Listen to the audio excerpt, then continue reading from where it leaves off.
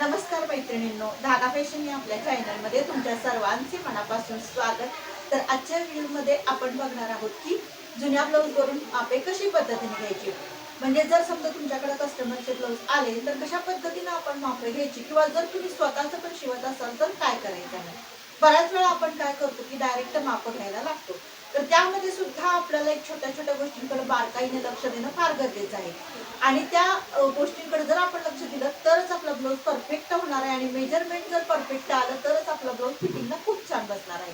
तर ते कशा पद्धतीने घ्यायचं, खूप सिक्रेट ट्रिक्स आहेत, खूप गोष्टी आहेत ज्या आपण पाळल्या ना तर आपला ब्लाऊज परफेक्टच होणार आहे. तर चला आपण करूया सुरुवात.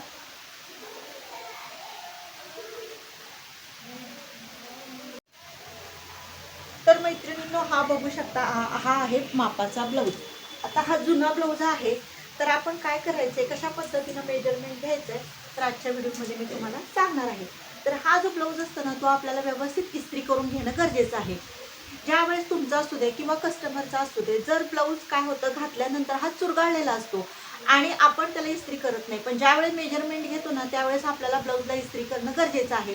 कारण घातल्यानंतर काय होतं, इथं बघू शकता तुम्ही, रिंकल्स येतात. आणि रिंकल्स आल्यामुळे आपण उंचीचे माप घेताना काय होतं, एखाद्याच उंची आपण मेजरमेंट करताना कमी येऊ शकते. त्यामुळे काय करायचं, व्यवस्थित हा ब्लाऊज प्लेन करायचा आहे, इस्त्री करायची आणि मगच मेजरमेंट घ्यायला सुरुवात करायची आहे. तर बघू शकता, हे अशा पद्धतीने आपल्याला सर्व गोष्टी व्यवस्थित करून घ्यायचे. ब्लाऊज सगळीकडून अगदी व्यवस्थित ठेवायचा आहे. आणि त्याच्यानंतर काय करायचं, आपल्याला असाच ठेवायचा आहे सरळ आपल्याला ब्लाऊज, आणि त्याच्यावरून आपल्याला मेजरमेंट घ्यायचं आहे. तर आता काय करायचं, आपल्याला वरून बघायचं, वरून किती उंची आहे. तर ब्लाऊजची उंची आपल्याला घ्यायची आहे ना, तर त्यासाठी काय करायचं आहे, इथून उंची आपण बघायचं. तर उंची आलेली आहे पूर्ण, म्हणजे ही जी टीप दिसते ना वरती शोल्डरची, तिथून आपल्याला सरळ टेप ठेवायचं आहे. कापड थोडंसं असं पूर्ण पसरवून घ्यायचं आहे. आणि त्याच्यानंतर बघा 13.5 उंची आलेली आहे. आता 13.5 जी उंची आलेली आहे ना, त्यामध्ये आपल्याला 1 इंच मिक्स करणं गरजेचं आहे. तर 13.5 मध्ये आपल्याला 1 इंच मिक्स करायचं आहे, म्हणजे आपली उंची येणार 14.5 इंच. तर अशा पद्धतीनं पूर्ण उंचीचं माप घ्यायचं आहे. तर आता मुंड्याचं माप घेताना काय करायचं, आपण मुंड्याचं माप घेताना काय करतो की आहे असं टाकतो. म्हणजे मुंडा आता इथे आलेला आहे बघू शकता. तिथून तुम्ही बघू शकता की तुम्हाला वाटतं की कुठून किती घ्यायचं. म्हणजे आता हा बघू शकता, तो वापरल्यामुळं काय झालेला असतो की असा खाली वापरल्यामुळं ताण बसलेला असतो कापडाला. आणि हा मुंड्याचा आकार जो आहे ना, हा खाली सरकलेला असतो. त्यासाठी आपल्याला आहे असं मेजरमेंट घ्यायचं नाही. असं जर तुम्ही मेजरमेंट घेतलं तर 7.5 इंच आपला मुंडा येऊ शकतो.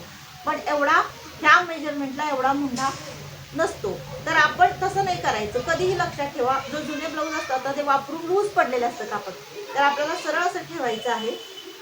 बघू शकता तुम्ही, हे जे आहे ना, ते असं घ्यायचं नाहीये. म्हणजे या बऱ्याच गोष्टी आहेत ज्या आपण काळजीपूर्वक केल्यानंतर आपलं मेजरमेंट अजिबात चुकणार नाही.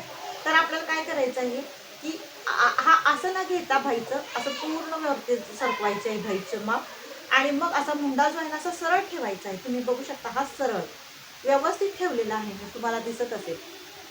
तर हा व्यवस्थित असा ठेवायचा आहे. आणि त्याच्यानंतर मग आपल्याला मेजरमेंट घ्यायला सुरुवात करायची आहे. म्हणजे लक्षात आलं का मैत्रिणींनो, मुंड्याचं माप घेताना कोणत्या सिक्रेट ट्रिक वापरणं गरजेचं आहे. तर मी अगदी मैत्रिणींनो एवढ्या वर्षाचा अनुभव तुमच्याबरोबर शेअर करत आहे. आणि मी सुद्धा कस्टमरची या पद्धतीनं ब्लाऊज शिवते. मी खूप तळमळीनं तुम्हाला सांगते, 100% गॅरंटी देऊन सांगते की या पद्धतीनं जर तुम्ही मेजरमेंट घ्याल तर तुमचा ब्लाऊज अजिबात चुकणार नाही. तर नेहमी लक्षात ठेवा, असं न घेता असं भाईवरती सरकवायचे आहे. आणि हे मुंड्याचा पॉईंट बघू शकता. आणि त्या ठिकाणी आपल्याला काय करायचं आहे की एखादा पेन वगैरे तुम्ही घेऊ शकता. आणि त्याच्यानंतर आपल्याला असं सरळ ठेवायचं आहे. आणि पेन असा ठेवा. आणि बघू शकता की मुंड्याचा जो शेवटची टीप आणि ह्या टेपची टीप एकसारखी आली आहे का. आता जर समजा आता इथं तुम्ही टेप ठेवला आणि इथं जर टीप शेवटची तिथं तुम्ही हा पेन ठेवला, तर बघू शकता 6 मुंड्याचा आकार आलेला आहे. तर अशा पद्धतीनं आपल्याला मुंड्याचं सुद्धा मेजरमेंट घेणं गरजेचं आहे. मुंडा मेजरमेंट असू दे, पूर्ण उंची असू दे, सगळं व्यवस्थित घेणं गरजेचं आहे. तर हे अशा पद्धतीनं बघू शकता. आणि इतर वेळेस तुम्ही बघू शकता, असं जर तुम्ही केलं, माप असं पसरून खाल्लं घातलं तर तुमचं मुंड्याचं मेजरमेंट बघू शकता 7, 7.5 पण येऊ शकतं. तर त्यासाठी आपल्याला मुंडा ह्या पद्धतीने मेजर करून घ्यायचा आहे. स्ट्रेट लाईनमध्ये ठेवायचं आहे पेन, आणि ते आपलं मुंड्याचं माप असणार आहे. त्याच्यानंतर मैत्रिणींनो काय करायचं आहे, मुंड्यामध्ये पण आपल्याला 6 इंच आलेला आहे ना, तर अर्धा इंच फिक्स करायचं आहे. म्हणजे आपलं मुंड्याचं मेजरमेंट 6.5 इंच येतं. अर्धा इंच आपलं शिलाईमध्ये जातं आणि पूर्ण मुंडा आपला तयार असतो तो 6 इंच येतो. आता त्याच्यानंतर बघू शकता मागचा गळा. मागच्या गळ्याला सुद्धा इथून आपल्याला असा टेप ठेवायचा आहे. त्याच्यानंतर जो गळा शेवट तुमचा झालेला आहे तिथं तुम्हाला असा पेन ठेवायचा आहे. तुम्ही बघू शकता आणि तुम्ही चेक करा तर आता आलेला आहे 8.5 इंच, म्हणजे गळ्याचा शेवट 8.5 इंचावरती आलेला आहे. हा गळ्याचा शेवट झालेला आहे. तर अशा पद्धतीनं गळ्याचं सुद्धा आपल्याला मेजरमेंट करून घेणं गरजेचं आहे. कुणाचं 10.5 असेल, कुणाचा 11 असेल, तर त्याच पद्धतीनं आपल्याला पेन ठेवायचा आहे. पेन थोडा वेगळ्या कलरचा घेते म्हणजे तुम्हाला लक्षात येईल. तर बघू शकता इथे 8.5 इंच इथं असं आलेलं आहे. आणि कुणाचं 9 पण येईल, पण पेन आणि गळ्यात असं सरळ लाईनमध्ये ठेवा तर आपल्या गळ्याचा आकार आपल्याला, गळ्याची उंची आपल्याला कळणार आहे. तर ह्या पद्धतीनं गळ्याचं माप मेजरमेंट घ्यायचं आहे. त्याच्यानंतर आता शोल्डरचं मेजरमेंट घेताना नेहमी तुम्ही काय करता की असं पसरून घेता, म्हणजे दोन्ही जे असतात ना आपले शोल्डर तसं पसरून घेता. तर आपल्याला नेहमी पसरून घ्यायचं नाहीये. तर आपल्याला काय करायचं आहे, शोल्डरचं मेजरमेंट घेताना नेहमी आपल्याला आपल्याला असं घ्यायचं आहे. म्हणजे असं शोल्डर आपल्याला पुढं आलं पाहिजे, म्हणजे जास्त पण पुढं नाही, पण बऱ्यापैकी आतल्या साईडला एक अर्धा इंच तर सरकलं पाहिजे. तर आपलं मेजरमेंट व्यवस्थित येणार आहे. स्ट्रेट लाईनमध्ये ठेवलं तरी सुद्धा चालेल किंवा थोडंसं आतल्या साईडला तुम्ही घेतलं तरी सुद्धा चालेल. आणि मग आपल्याला मेजरमेंट घ्यायचं. तर बघू शकता इथं आलेलं आहे आपलं 10.5 इंच. 10.5 इंच म्हणजे किती होणार, त्याच्याने मग आपलं 5.25 होणार. आणि जर समजा तुम्ही असं पसरून घेतलं, असं पसरला तुम्ही ब्लाऊज आणि मग तुम्ही ह्या पॉईंटपासून ही रेषा आहे ना, ह्या पॉईंटपर्यंत जर मेजरमेंट घेतलं तर खूप तुमचं मेजरमेंट जास्त येणार आहे. तर बघू शकता इथं आलेलं आहे 12 इंच.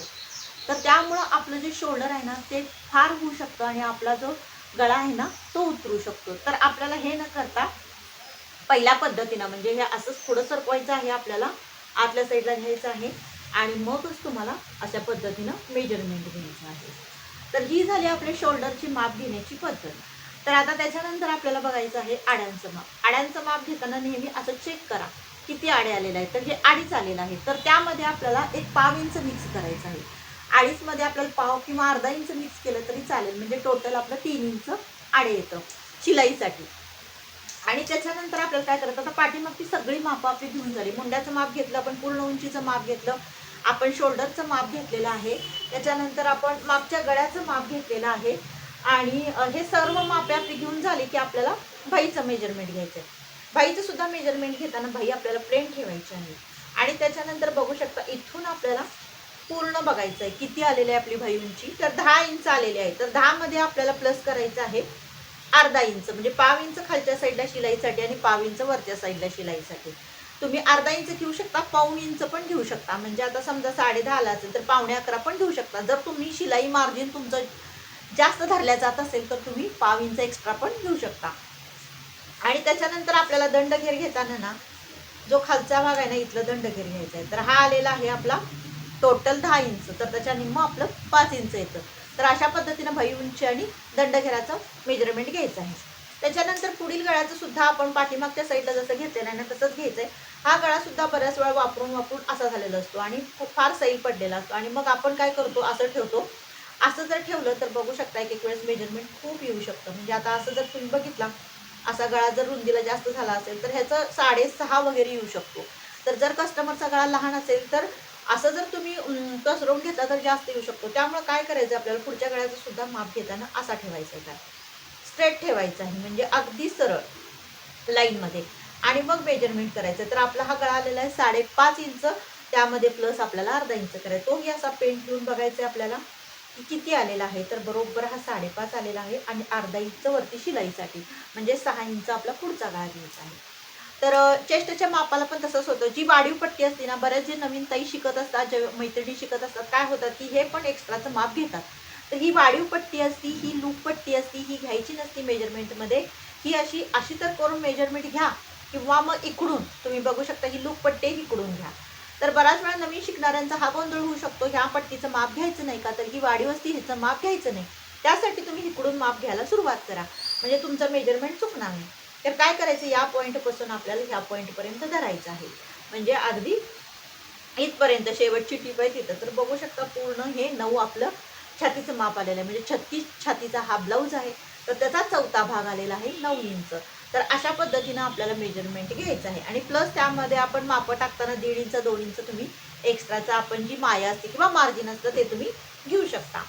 आणि त्याच्यानंतर आपण बघू शकता, आता बाकीचे सगळे आपले माप झालेले आहे. फ्रंट साईडचं गळ्याचं माप झालेलं आहे. फ्रंट साईडचं आपलं पूर्ण चेस्टचं माप पण झालेलं आहे. त्याच्यानंतर शोल्डरचं माप घेतलं आपण, भाई उंचीचं माप घेतलेलं आहे, भाई घेराचं माप घेतलेलं आहे. परत कशा पद्धतीनं आपण मेजरमेंट घेणं हे सुद्धा गरजेचं आहे. मेजरमेंट घ्यायचं म्हणून घेऊन उपयोग नसतो, कारण आपला ब्लाऊज चुकू शकतो. त्यासाठी ह्या छोट्या-छोट्या ट्रिक्सचा सुद्धा वापर करणं गरजेचं आहे. आणि ब्लाऊज आपला व्यवस्थित ठेवूनच तुम्ही मेजरमेंट घ्या.